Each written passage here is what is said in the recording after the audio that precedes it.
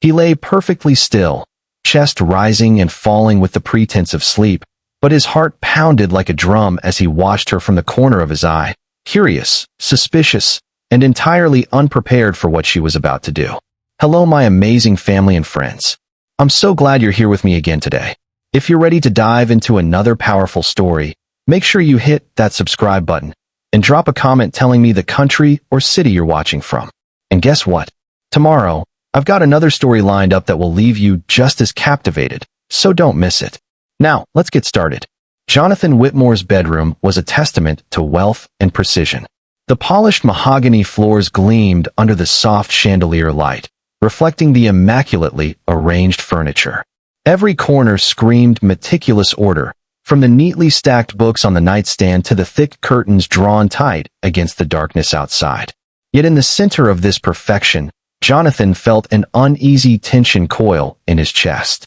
Tonight, he was testing someone, a test born of suspicion, curiosity, and the faintest glimmer of boredom he refused to admit. Amara Johnson moved with quiet authority. She had been working in the Whitmore mansion for barely 2 weeks, yet she already commanded a presence that made even the most imposing rooms seem warmer, more alive. Her dark eyes scanned the room, not with judgment, but with an awareness that unsettled Jonathan more than he expected. She carried a tray of tea, her movements deliberate yet fluid, like a dancer moving through shadows. He held his breath as she approached the bed. The tray was almost ceremonious, the way she balanced the delicate porcelain cup and folded blanket, yet her hands betrayed a confidence that suggested she didn't need approval, only to serve correctly. Jonathan forced his body to remain still, feigning sleep, while every nerve screamed in anticipation. His mind raced through possibilities. Would she notice his test? Would she react with deceit, fear, or honesty? He had to know who she truly was. As Amara set the tray down, her gaze flicked to his face, and he caught the slightest hesitation in her eyes. A flicker of thought, maybe even curiosity. She whispered softly, "Sleep well, sir." A simple phrase, but the way she said it carried sincerity, care, and an unspoken respect that pierced Jonathan's defenses. His chest tightened. He wasn't prepared for authenticity, for a genuine human gesture that didn't come with ulterior motives. She turned to leave, her movements as graceful as when she had entered. Jonathan's mind raced. He had expected a routine reaction, a maid doing her job, but instead he had encountered a subtle assertion of character, a hint of warmth in a world he had built to be cold and controlled. He realized that his little test might have backfired, that the very act meant to measure her loyalty had instead illuminated her integrity in a way he hadn't planned for. The silence after her departure felt charged. Every tick of the grandfather clock sounded like a countdown in his chest. He had wanted control, observation, manipulation, but what he felt now was an unexpected stir of admiration, curiosity, and something far more dangerous, interest. His gaze lingered on the doorway through which she had vanished, the soft echo of her footsteps imprinting in his mind. Jonathan pressed himself deeper into the mattress, telling himself it was only precaution, only a study of human behavior. Yet even as he repeated the mantra internally, he couldn't shake the sense that Amara Johnson had changed the rules of the game entirely. The test wasn't his to control anymore. What would you have done if you were in his shoes? Let me know in the comments below. Jonathan's mind refused to quiet. Every detail about Amara replayed like a slow-motion scene. The subtle tilt of her head, the careful way she adjusted the blanket, the faint hum of her voice that lingered long after she'd left the room. He had dealt with assistants, interns, and staff who were efficient yet hollow, but there was something about her, something almost impossible to define, that unsettled him deeply. He forced himself to sit up slowly, careful to maintain the illusion of having been asleep, yet he couldn't resist glancing at the tray she had left. The tea was untouched, still steaming slightly, and the blanket folded with such precision it seemed ceremonial. He found himself analyzing her actions, noting small details, the slight crease in her brow when she approached, the way her fingers barely grazed the edge of the tray, the careful rhythm in her steps. She was deliberate, yet natural, like a musician effortlessly hitting the right notes without thinking. His curiosity became an almost physical ache. Jonathan was used to understanding people, predicting their motives, but with Amara, he realized he had been caught off guard. There was an honesty to her movements that defied his expectations. He leaned back against the headboard, trying to reason it away. This was just a maid doing her job, a professional at her craft. Yet he couldn't ignore the flicker of intrigue he felt, the way his chest tightened at the thought of her presence in the house, moving silently, confidently, owning the space without claiming it. The mansion itself seemed different now. The polished floors no longer felt cold and imposing but alive with her presence. Shadows seemed softer where she had walked. The air felt lighter, warmer, almost infused with the faint scent of lavender that clung to her skin. Jonathan realized, with a flicker of unease, that the test he had designed to observe her had already begun changing him. He was no longer the observer. He had become a participant in something he didn't yet understand. A soft knock at the door startled him, pulling him from his thoughts. "Mr. Whitmore?" Amara's voice, careful and polite, floated through the wood. "I just wanted to make sure everything was in order for tomorrow. Your schedule, your breakfast." Her words were practical, mundane, but her tone carried the same understated confidence he had noticed all evening. "Everything's fine," he replied, keeping his voice calm, controlled. Even now, he didn't want her to know he had been awake, watching, analyzing. Yet he couldn't deny the flutter of anticipation as he waited for her next move. She paused, as if sensing his attention, then gave the faintest nod and withdrew, leaving the door slightly ajar. Jonathan's chest tightened again, a mixture of admiration and attention he hadn't felt in years. He realized that tonight, something had shifted. The test had not revealed her character in the way he expected. Instead, it had revealed his own vulnerability, his susceptibility to authenticity, to subtlety, to someone whose presence didn't demand attention but earned it effortlessly. For a man accustomed to control, power, and predictability, this was dangerous territory. As the room fell silent once more, Jonathan closed his eyes, attempting to reclaim the calm he prided himself on. Yet even in the quiet, he could still hear the echo of her movements, the faint hum of her voice, and he knew with a sinking certainty that the game had changed. The observation wasn't his anymore. He was being observed, in a way that mattered more than he could yet admit. The following morning, sunlight poured through the tall windows of the Whitmore mansion, cutting across the polished floors in golden streaks. Jonathan moved through the grand hallway with a rare deliberation, still haunted by the quiet grace of last night. Every step seemed heavier, laden with the awareness that Amara had not only met his gaze with authenticity, but had unsettled him in ways no one ever had. He found her in the kitchen, arranging the breakfast table with a meticulous touch. She hummed softly, a sound that seemed to resonate with the rhythm of the house itself. Jonathan watched from the doorway, noting how naturally she moved, the careful placement of the silverware, the alignment of the plates.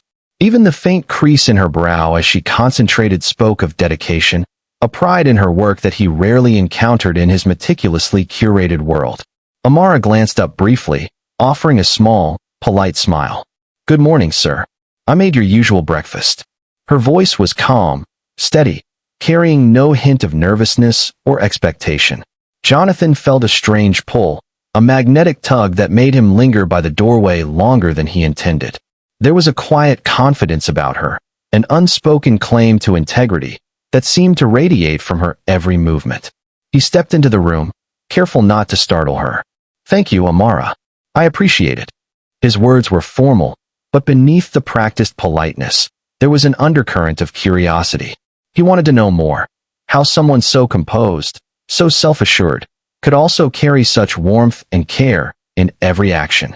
He realized with a flicker of surprise that this was not just a maid performing her duties. This was a person revealing herself in the smallest, most deliberate ways, and he was helpless to turn away. Amara's hands paused mid-motion as she sensed his attention. She didn't flinch or shift uncomfortably. She simply nodded and continued, maintaining her rhythm with ease. The silence between them was thick, charged with unspoken tension, yet it felt natural rather than forced. Jonathan noticed details he hadn't before. The soft curl of her hair catching the morning light, the subtle scent of her perfume mingling with the aroma of coffee and toast, the steady cadence of her breathing. Each nuance drew him deeper into an observation that was no longer merely professional. It was personal, intimate in ways he hadn't allowed himself to feel in years. What would you do if someone quietly commanded your attention without saying a word? He found himself thinking, a rhetorical question he could not voice aloud. His mind swirled with possibilities, with warnings and desires tangled together, and he realized that her presence was beginning to rewrite the rules he had set for himself and for this house. He was no longer just the master of the mansion.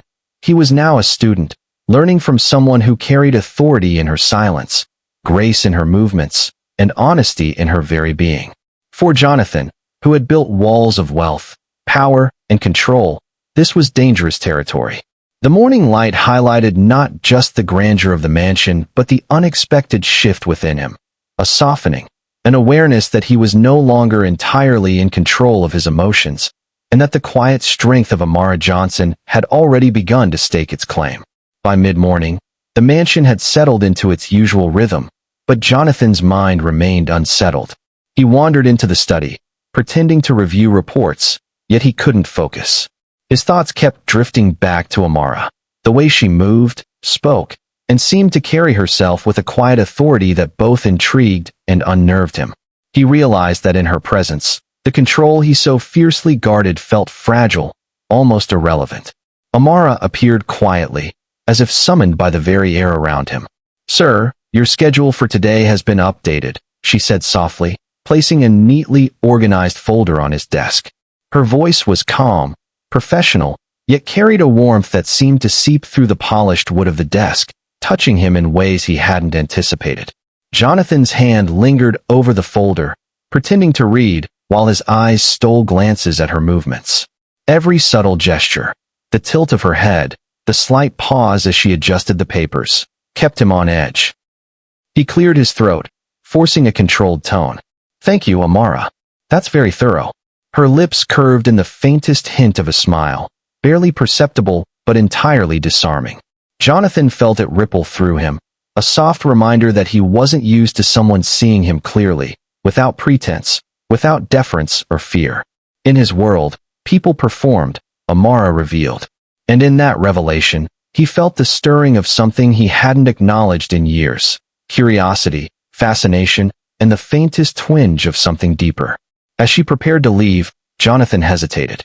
"Amara," his voice caught slightly, betraying a vulnerability he quickly masked with authority.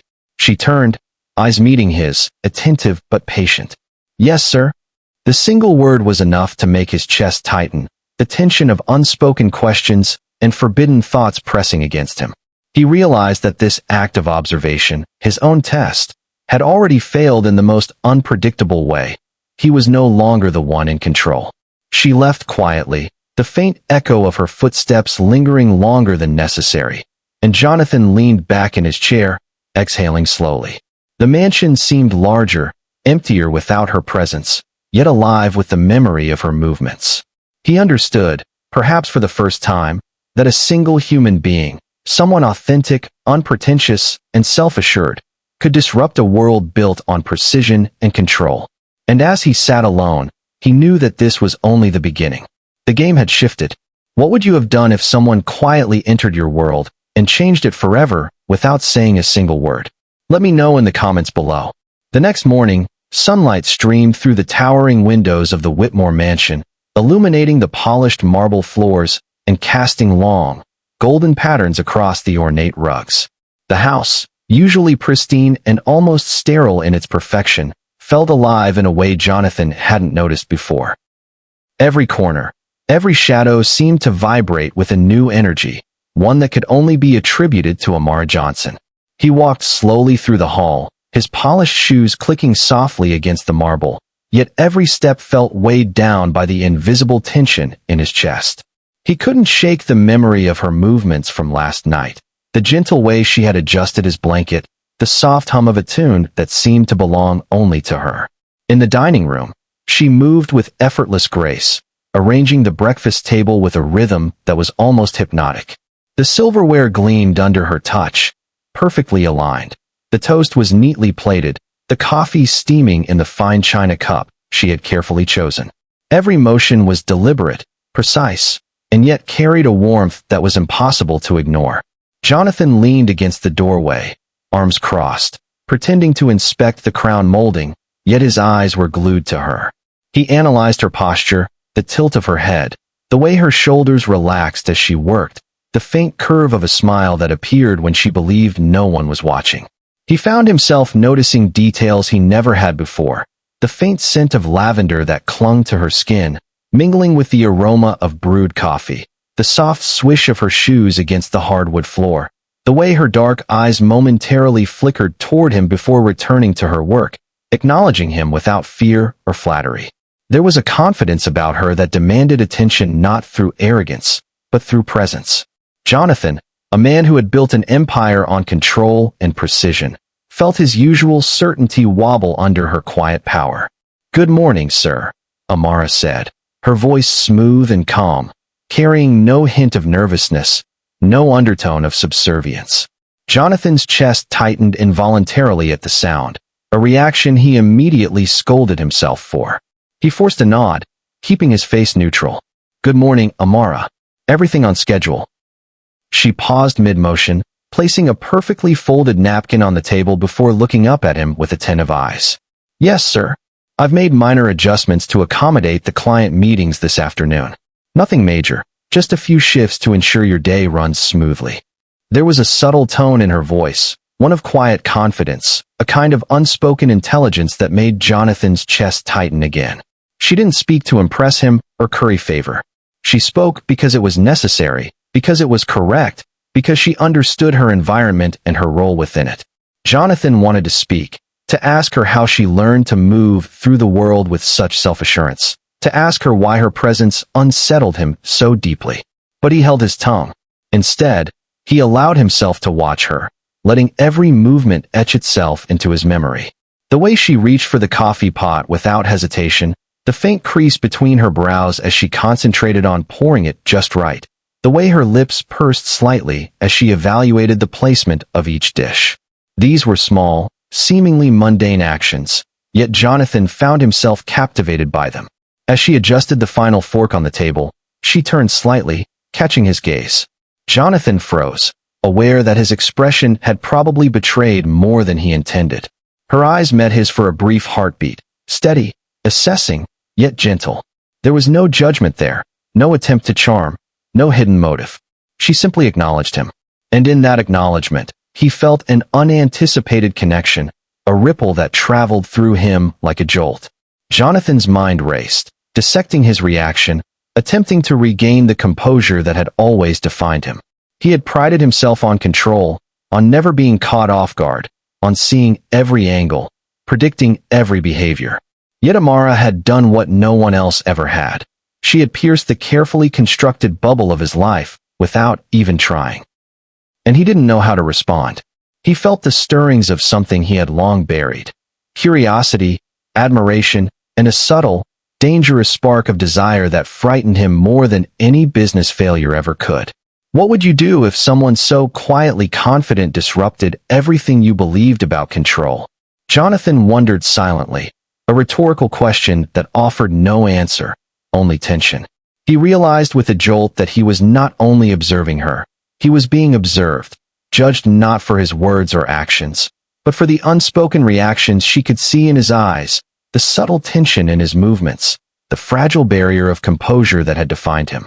Amara moved to the window, drawing back the heavy drapes just enough to let the morning light spill across the room. The sunlight fell on her face, highlighting the rich tones of her skin, the shine of her hair, the deep intelligence in her gaze. Jonathan found himself captivated, almost hypnotized, unable to tear his eyes away. The room felt smaller, more intimate, charged with an energy he couldn't name. The air was heavier, warmer, scented with coffee and her subtle perfume, as though the mansion itself had been transformed by her presence. He wanted to interrupt her, to speak, to say something, anything, that would bridge the growing gap between observation and interaction. But he couldn't. He was trapped in the way she moved, spoke, and existed, realizing that this test, this attempt to measure her, had already failed. The test was no longer his. It had become a measure of his own heart, his own vulnerability, his own willingness to be affected by someone he hadn't expected to matter at all. As Amara placed the final plate on the table and stepped back to admire her work, she caught his gaze once more. Jonathan felt his chest tighten in a way that was unfamiliar, disarming, and yet exhilarating.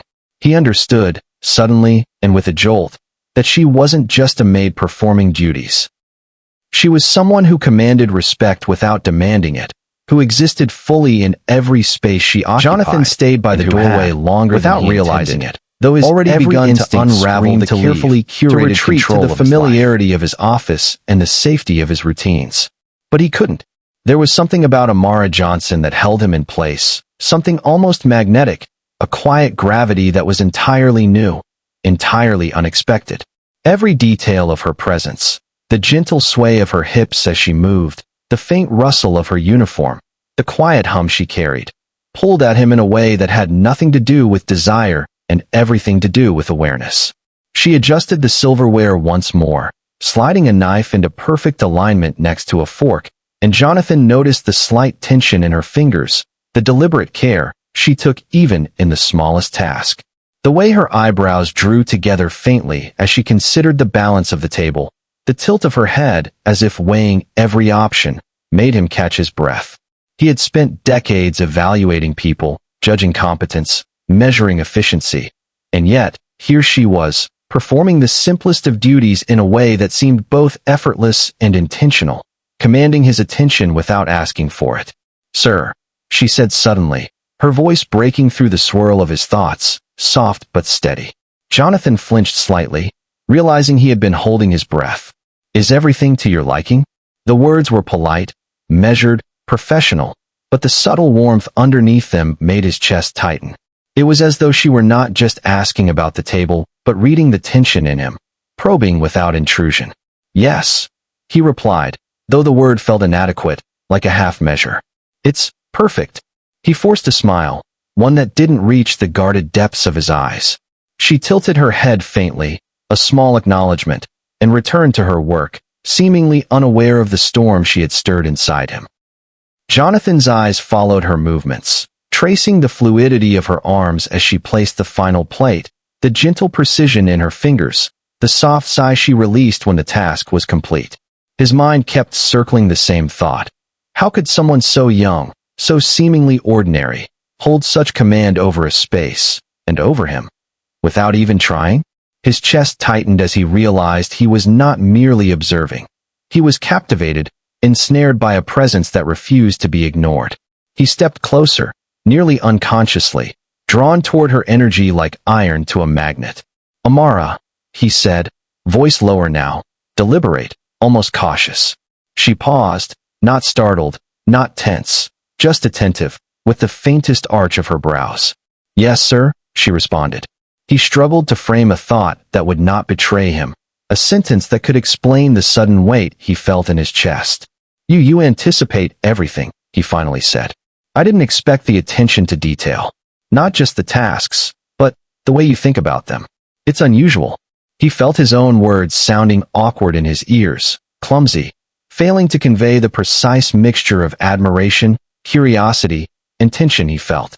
Amara's lips curved in the tiniest hint of a smile, one that was neither flirtatious nor mocking but aware, perceptive, recognizing his admission without judging it. "I believe that every task has its weight, sir," she said softly, her voice carrying a calm authority. "Even small things reflect care, and care matters. I notice what others often overlook." Her gaze met his briefly, then returned to the table, calm and deliberate, yet there was a quiet spark in her eyes, as if she understood the effect she had without needing to explain it. Jonathan felt a ripple through him, a tightening in his chest, a rush of awareness he hadn't felt in years. He wanted to probe further, to ask how she carried herself so confidently, why she wasn't intimidated by him or the grandeur of the house, but he hesitated. There was a delicate balance here, a tension he couldn't disrupt. Every step, every word, every pause carried weight. She was aware of herself, aware of him, aware of the space between them, and he was acutely aware that he was no longer fully in control. The room seemed to shift around him. The sunlight, streaming across the polished floors, caught in her hair, in the shine of the silverware, in the gentle curves of her hands. The faint scent of lavender mixed with coffee created an almost intoxicating aura around her. The air was alive, charged with energy that he could neither ignore nor define. Every subtle movement she made, the lift of her hand, the tilt of her head, the soft hum she emitted, echoed inside him, pulling at a part of him he had long suppressed. Curiosity, admiration, fascination, and a hint of vulnerability he refused to name. Jonathan's mind raced. He had always valued control, precision, and predictability. He had built his empire by observing, manipulating, and executing with exacting standards. Yet here was someone who rendered all of that irrelevant, whose presence was unshakable, whose authenticity cut through the sterile armor of his life. He realized with a jolt that this test, this attempt to measure and observe her, was no longer his. He was being measured, unwittingly, and with every quiet glance, every subtle motion, Amara Johnson had begun to unravel the carefully constructed fortress around his emotions. He wanted to retreat, to leave, to regain the safety of distance, yet his body betrayed him. He leaned just slightly closer, his shadow falling across the table, almost brushing hers, and felt the unmistakable pull of fascination and tension coiling in his chest. He wanted answers he wasn't ready to ask, responses he didn't know how to request. And all the while, Amara continued her work, seemingly oblivious to the tumult she stirred, yet fully aware of the silent dialogue that pulsed between them. Jonathan's pulse quickened. He realized, for the first time in years, that control was no longer his priority. Observation had shifted to participation, not through spoken words, but through the silent acknowledgement of presence, the tension in a glance, the weight of unspoken understanding. He felt both exposed and alive, uncertain and thrilled, captivated by a woman who was neither subordinate nor inferior, who moved through his life with deliberate grace and unshakable authenticity. As she straightened the final plate, she paused and turned toward him again, her gaze meeting his with that same calm, unwavering focus. It was simple, almost mundane, but for Jonathan, it was monumental. Every unspoken word, every subtle cue, every understated motion carried significance he hadn't anticipated. She had not only disrupted his morning routine, she had disrupted the very rules by which he navigated his life. And he knew, deep down, that this disruption was only beginning. Jonathan lingered in the dining room long after Amara had moved on to other tasks. He watched her glide from the kitchen to the living area, each step precise, yet flowing, and he felt a pull he could not name. The house, so familiar to him, seemed to transform under her presence. Shadows softened, the air felt warmer, and the faint scent of lavender followed her like an invisible trail, teasing his senses. He realized he had never noticed the house in this way before, not the subtle creaks of the floors, the way sunlight hit the furniture, or the quiet hum of the chandelier above. But with her, everything became alive. Amara carried a tray with fresh linens to the bedrooms, her movements methodical but graceful. Jonathan's gaze followed her, catching the subtle nuances that marked her as someone extraordinary. The gentle tilt of her head when she weighed the balance of a folded sheet, the soft, even cadence of her steps, the small exhale of satisfaction when a task was completed just right. He felt drawn to her in a way he had not been drawn to anyone in years. He tried to rationalize it. She was his employee, a maid. But even as the thought crossed his mind, it rang hollow. This pull was deeper, more primal, impossible to dismiss. Unable to resist, Jonathan stepped forward, closing the distance between them slightly, careful not to startle her. "Amara," he said, his voice low, deliberate. She paused, glancing at him with that same calm attentiveness, the faintest curiosity flickering in her dark eyes. "Yes, sir." He hesitated, feeling a tension coiling tight in his chest. He wanted to understand, to probe, to ask the questions he didn't yet have words for. You do everything with such care. I've never seen someone move through this house with such precision, yet such presence. How do you manage that?" His words were halting, unsure, revealing vulnerability he had spent decades suppressing. Amara's lips curved subtly, a smile that was almost imperceptible. She didn't answer immediately, instead observing him, as though weighing his question, weighing him. Finally, she said softly, "I notice things, sir. I observe. I consider the people I serve and the space I inhabit. There's value in understanding before acting." Her words were simple, yet they resonated deeply, cutting through the walls Jonathan had built around himself. He felt his chest tighten. Her calm, deliberate honesty was like a mirror, reflecting parts of him he usually kept hidden. He realized he was not used to being seen, not really, not in the way she saw him. And the fact that she did it effortlessly, without manipulation, without calculation, made him feel exposed, alive, and unervingly human. What would you do, he thought silently, if someone could pierce your defenses without even trying? He couldn't voice the question aloud. It was too dangerous, too intimate, too revealing. Yet the sensation burned inside him, an awareness that this woman, this Amara, was capable of changing the landscape of his carefully ordered world, and he had no idea how to resist it. Amara set the tray down and began smoothing the sheets on the bed with deliberate care. Jonathan noticed how her hands moved with intention, the subtle strength beneath the softness of her touch. Every motion carried purpose, every gesture suggested thoughtfulness. He found himself mesmerized, studying her as one might study a painting, a landscape, something beautiful and intricate that demanded attention but could not be contained or owned. He stepped closer, his shadow falling across the bed. "Amara," he said again, this time quieter, more deliberate.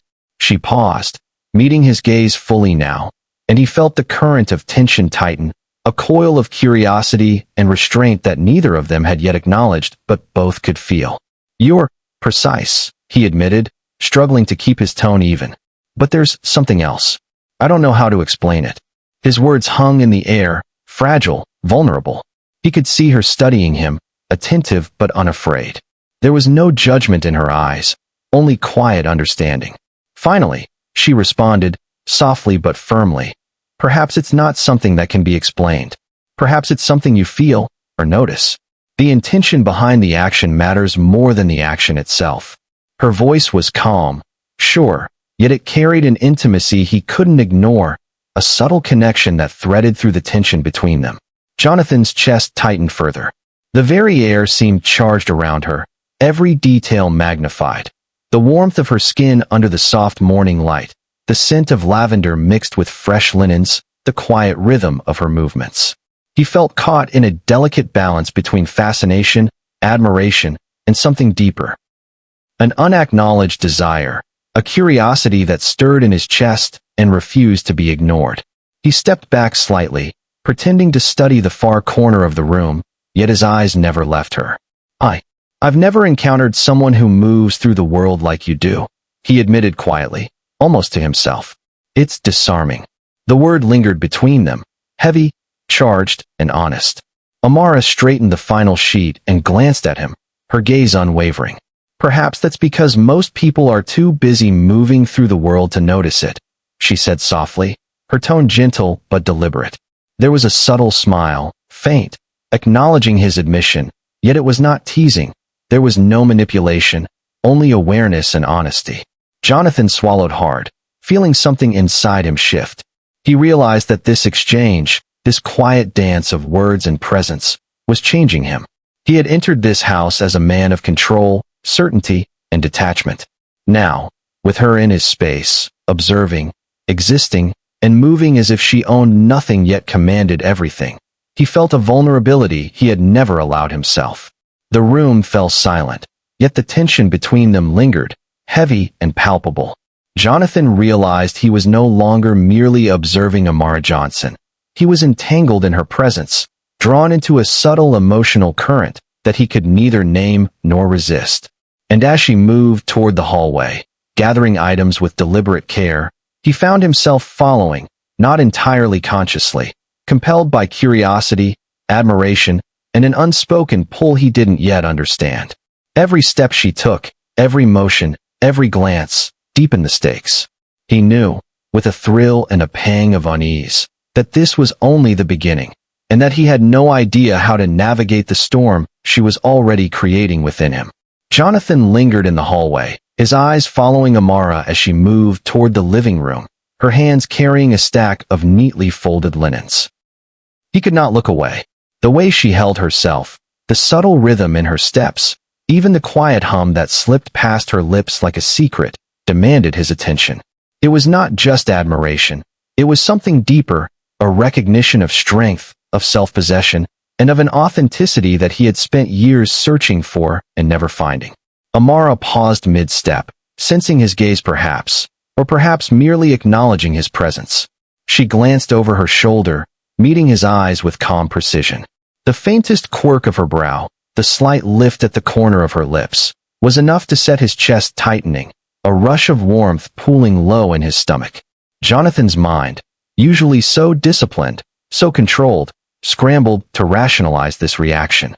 She was a maid, an employee, someone subordinate to him in every sense of the corporate and domestic hierarchy.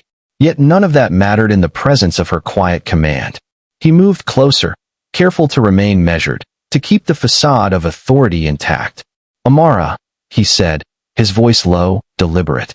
She stopped, setting down the linens on a side table, and turned fully toward him, standing upright and unflinching. "Yes, sir." Her tone was neutral, professional, yet threaded with a subtle awareness, as though she understood the undercurrent of tension that flowed through him. You have a way of moving through this house that," he faltered, searching for the words, searching for a way to express the strange pull he felt without revealing too much. "That feels deliberate, confident, unshakable." His words were halting, almost awkward, yet there was a raw honesty to them, a vulnerability he rarely allowed himself. Amara studied him quietly, as though weighing not only his words but the emotion behind them. Then she spoke softly, carefully. "I focus on what I can control, sir. I do what I know is right. Everything else, I leave to its natural course." Her gaze met his fully, unwavering, and he felt it pierce through the layers of his self-assurance, exposing something he had long kept hidden, the hunger for authenticity, for someone who could move through his world without artifice or pretense. Jonathan's chest tightened. He realized, with a sudden clarity, that this fascination, this pull, was more than mere curiosity. He was being affected, unsettled, and, for the first time in years, he did not entirely know how to respond. He wanted to speak further, to ask questions he did not yet know the answers to probe the boundaries of her presence in his life, but he hesitated. There was an invisible thread connecting them, fragile yet strong, and he did not want to sever it with clumsy words or premature assumptions. Amara, sensing the hesitation, did not push. She moved with deliberate calm toward the living room, folding the final set of linens with meticulous care. "Would you like your study prepared next, sir?" she asked softly, her voice threading between politeness and subtle awareness. Jonathan felt the tremor of anticipation in his chest. Her question was practical, mundane even, yet it carried with it an unspoken intimacy, a quiet recognition of his presence and the shared space they occupied. "Yes," he managed, his tone steadying despite the storm building inside him. I would appreciate that." Even as he spoke, he felt the vulnerability of the words, the admission that he was no longer fully in control. She nodded, acknowledging without comment, and moved gracefully toward the study. Jonathan followed, almost unconsciously, drawn by the invisible current between them. As she entered the study, the faint sunlight catching the strands of her hair, he noticed the elegance in the curve of her back, the fluidity of her movement. She was both commanding and unassuming, deliberate and effortless, a paradox he could not reconcile. Every step she took resonated with him, every motion charged with tension, anticipation, and a quiet intimacy that neither dared yet to name. He stepped closer, catching himself in the act, and felt the warmth of the air between them thicken. The silence that stretched across the room was not empty. It was pregnant with meaning, with questions unasked, with thoughts unspoken. Jonathan's mind raced, trying to reconcile fascination with propriety, attraction with professionalism, curiosity with restraint. He realized, painfully, that this woman had already begun to rewrite the rules of his world, and he had no idea how to regain the authority he so prized. Amara, sensing the shift, paused and turned to him again. Her gaze held his for a long moment, steady, calm, yet not without weight. "Sir," she said softly. Everything is as you like it. I have ensured order, but I trust your judgment for anything beyond. There was a subtle note of challenge in her words, not disrespectful, but confident, deliberate, as though she were quietly testing him even as he had tested her. Jonathan felt his chest tighten further. The way she spoke, the way she moved, the way she existed in his space without demanding or yielding, it was disarming, intoxicating, and entirely unfamiliar. He realized, with a jolt, that this was no longer about observation or authority. It was about connection, tension, and the dangerous vulnerability that came with recognizing the power of another person in your life. The air between them hummed with unspoken questions. Every glance, every subtle shift of weight, every carefully measured word added layers to the silent dialogue that passed between them.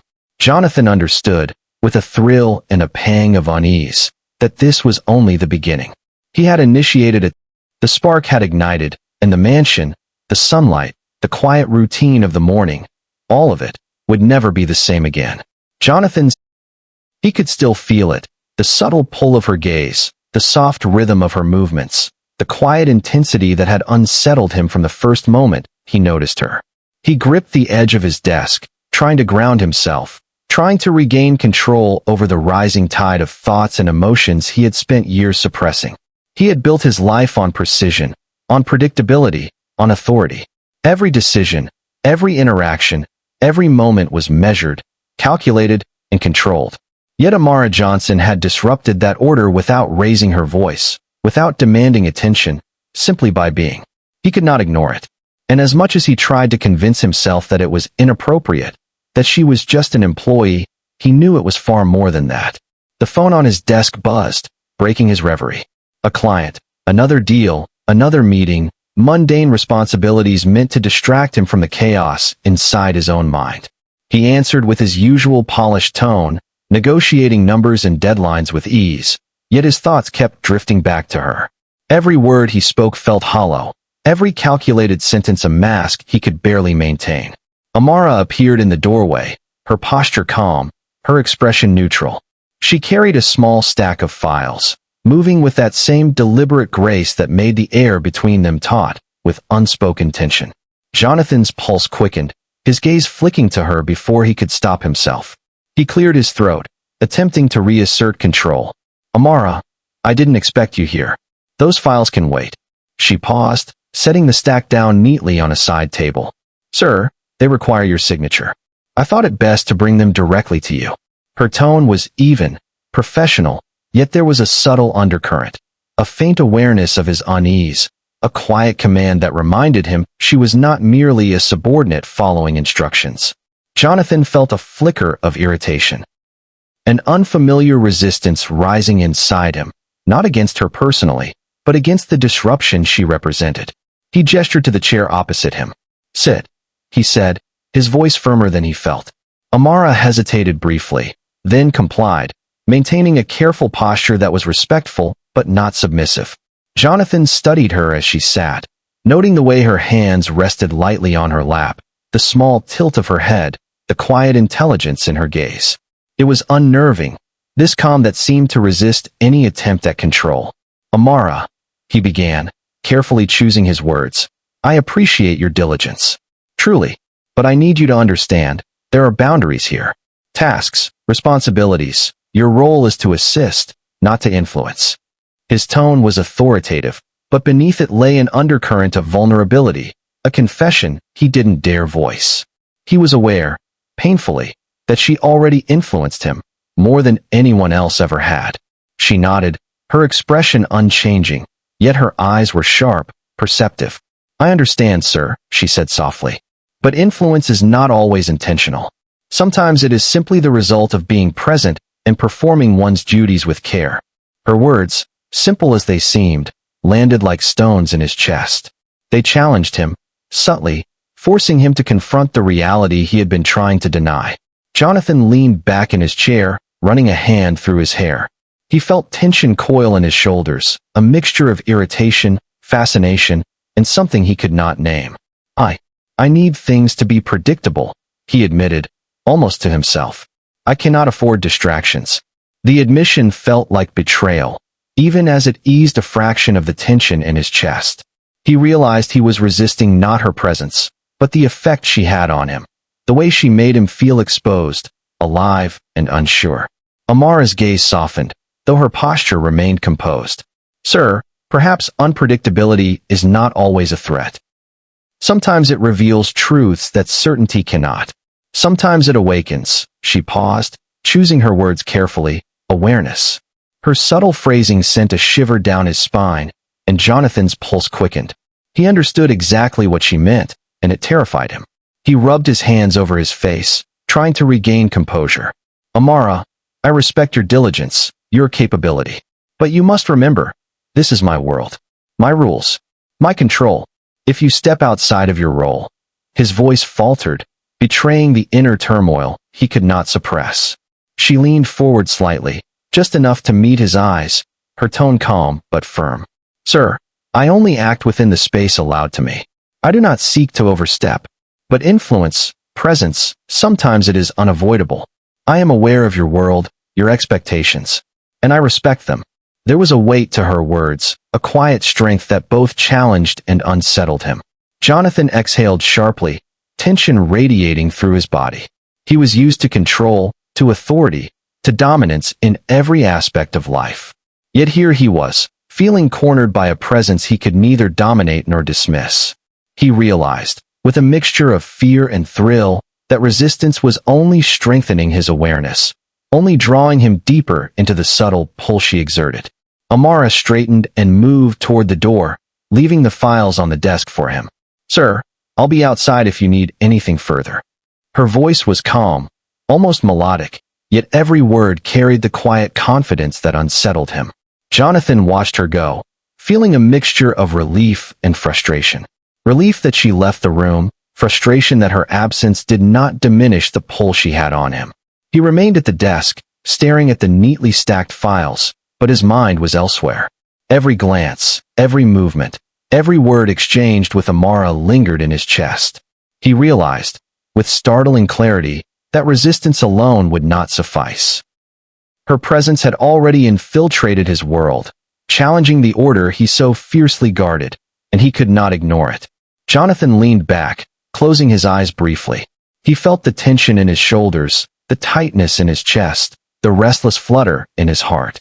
He knew he had a choice, to resist and maintain control, or to acknowledge the pull she exerted, the awareness she awakened, the subtle disruption she had caused in his life.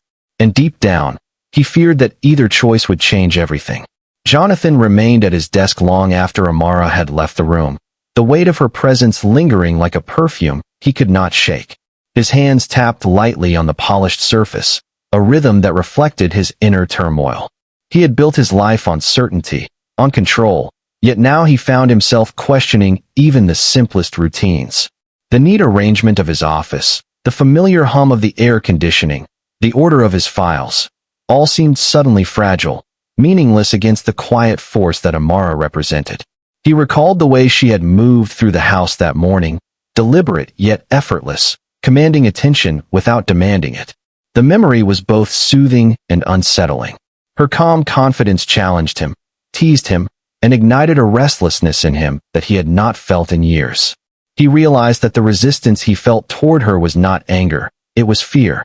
Fear of losing control, of being unmasked, of experiencing emotions he had long buried. The door creaked softly behind him, and he turned sharply, only to find Amara returning with a small notebook tucked under her arm. Her steps were measured, quiet, her gaze steady. Sir, she said, placing the notebook on his desk, these are the updated schedules for the week. I've accounted for your meetings and calls, as well as the client visits this afternoon. Jonathan looked at her, the tension coiling tight in his chest. Amara, he began, his voice firmer than he felt. I asked for efficiency, not insight. I don't need commentary on my schedule. His tone was clipped, controlled, but his pulse betrayed him. Every glance she cast his way seemed to unravel a fraction of his composure, and he hated how aware he was of it. She tilted her head slightly, her dark eyes meeting his without hesitation. I understand, sir, she said calmly. I simply thought it important to note the changes. Efficiency does not preclude awareness. I aim to support your schedule without overstepping boundaries. Her words were measured, polite, yet carried an undeniable edge, a subtle challenge to his rigid sense of control. Jonathan rubbed the bridge of his nose, feeling irritation mixed with something he could not name. Amara, he said, leaning back in his chair, you have a way of complicating things. You follow instructions, yet somehow your presence itself creates tension. His admission hung in the air, heavy and vulnerable. He could feel the flush of frustration and fascination rise simultaneously, a heat he could not contain. She studied him quietly, her expression serene yet calculating. Tension is not always undesirable, sir, she replied softly. It can reveal truth, illuminate choice, and highlight what is overlooked. Sometimes the very discomfort you resist carries the greatest clarity. Her gaze was unwavering, and Jonathan felt a jolt of both admiration and unease. He realized that she was not just performing her duties. She was quietly challenging him, exposing cracks in his carefully constructed armor. His hands clenched lightly on the desk, the polished wood pressing into his palms. Amara, he said, his voice a mixture of command and desperation, I need boundaries. I cannot allow interference, subtle or otherwise, to distract me from my work. I cannot afford disruption. His words were firm, yet inside, his mind raced. He understood that the disruption was not simply professional. It was personal, emotional, and unervingly intimate. Amara stepped closer, just slightly, the air between them thick with unspoken tension. Sir, she said softly, I do not seek to disrupt. I only seek to fulfill my role with diligence and integrity. If my presence unsettles you, I will step back.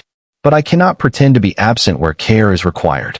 Her words were gentle yet deliberate, a quiet assertion that left Jonathan exposed in ways he had not anticipated. He swallowed hard, feeling a warmth rise in his chest, a flutter of vulnerability he could not name. She was patient, composed, and aware of him, of the space between them, of the subtle tension her existence created. He had spent years commanding attention, controlling outcomes, and yet here was someone who commanded his focus without trying, who unsettled him not through ambition but through authenticity. Amara, he said finally, his voice lower, more measured, yet edged with something unspoken. You make it impossible to maintain my distance. His admission was both confession and warning, a reflection of the internal struggle that had become impossible to ignore.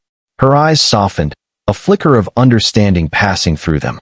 Perhaps, sir, she said, distance is not always necessary. Sometimes, proximity allows clarity, understanding, and growth. Perhaps tension is not an obstacle, but an invitation. The subtle confidence in her words struck him harder than he expected. It was as if she was not only observing him, but reading the unspoken currents of his heart. Jonathan exhaled slowly, leaning back, his pulse still rapid.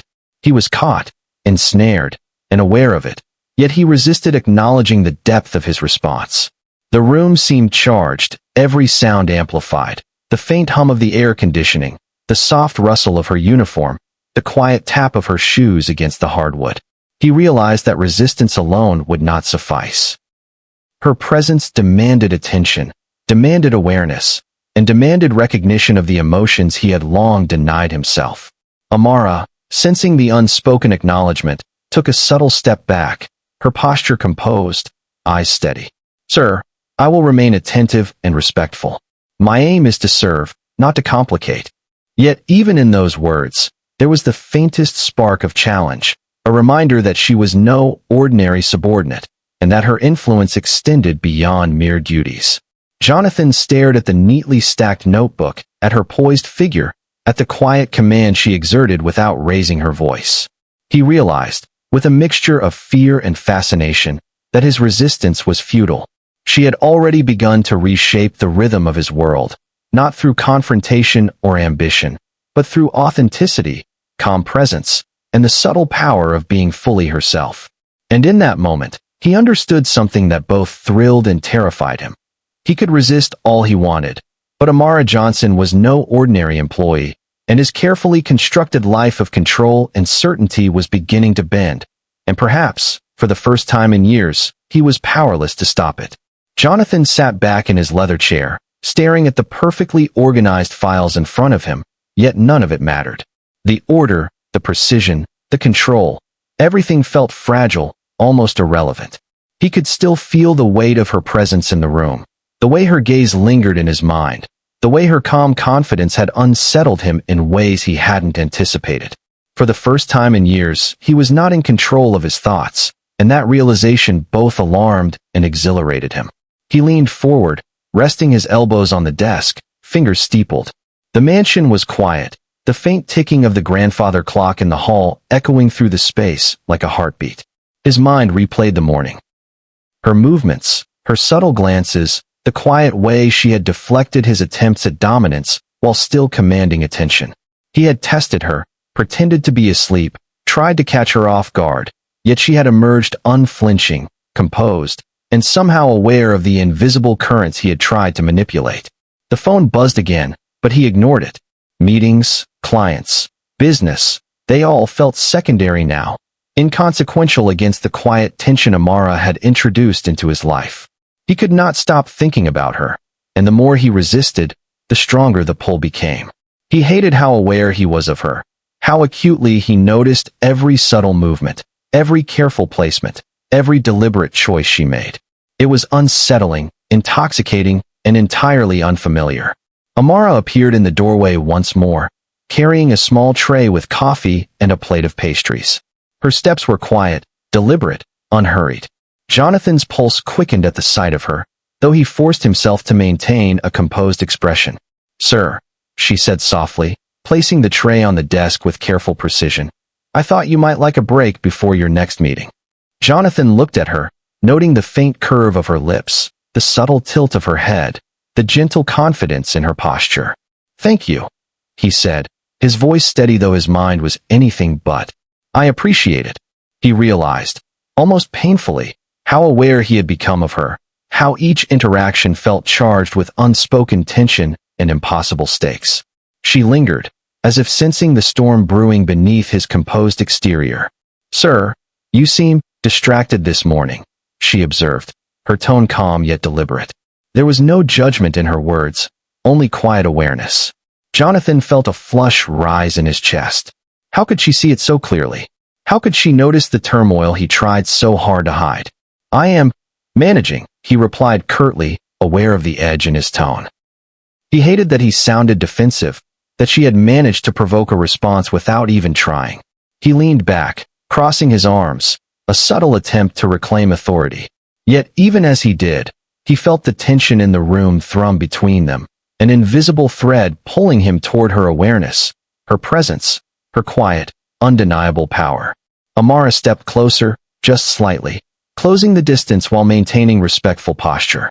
"Sir, if I may," she said softly, "sometimes we resist what challenges us, even when it is beneficial. Perhaps this tension you feel is not an obstacle, but a signal." Her words were measured, deliberate, yet they struck him like a quiet revelation. She was speaking not just of the tasks at hand, but of the subtle, unspoken current that ran between them, a current he could no longer deny.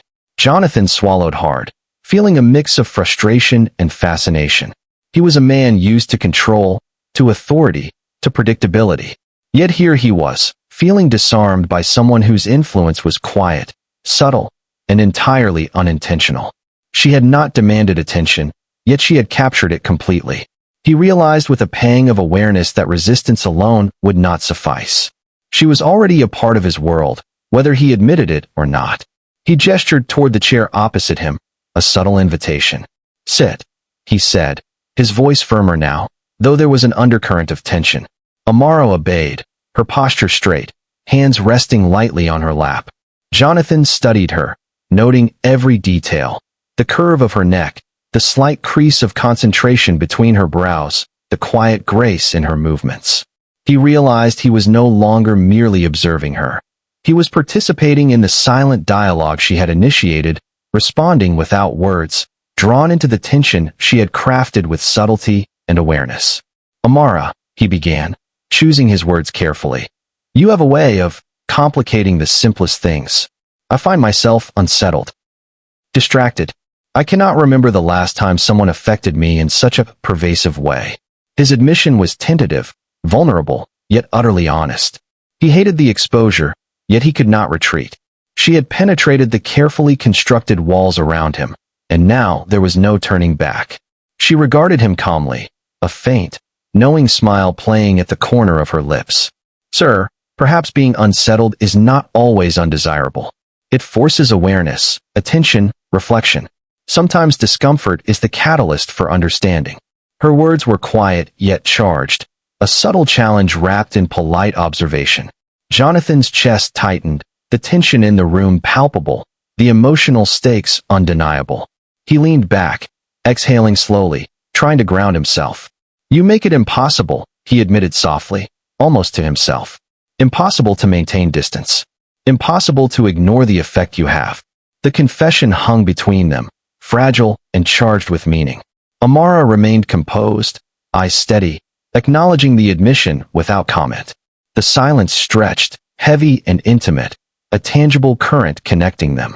Jonathan realized that resistance, no matter how firm, would not diminish her presence, nor the effect she had begun to exert.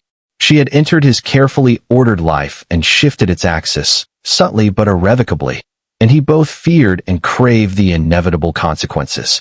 Jonathan remained seated at his desk, staring at the stack of files before him, but his attention was elsewhere. The quiet rhythm of the mansion, the faint hum of the air conditioning, the distant ticking of the grandfather clock, the muted rustle of the curtains, seemed amplified, heightened by her absence. Amara had stepped out moments ago, yet the space she occupied lingered in the room like a living presence, a force he could neither name nor resist. He ran a hand over his face, exhaling sharply. For years, he had controlled every aspect of his life. Boardrooms, decisions, people, outcomes. Yet here was someone who had entered his carefully structured world and, without confrontation or ambition, had claimed a corner of his awareness, forcing him into a state of vulnerability he was unused to.